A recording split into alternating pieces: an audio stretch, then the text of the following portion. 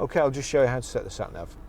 Any screen, into Nav, along the bottom here, several options: new destination, my tours, place of interest, view, media, setup, and new destination.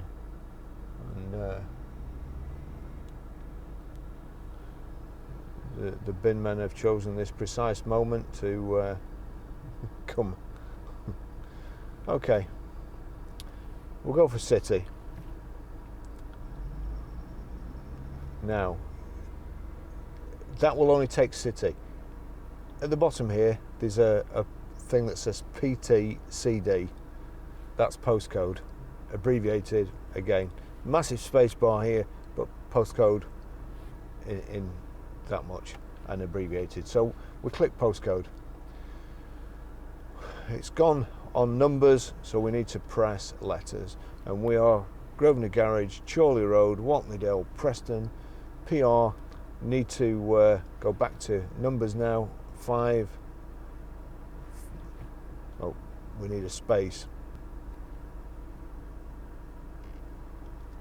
Space. Back 4. Right, sorry, I'll just do that again.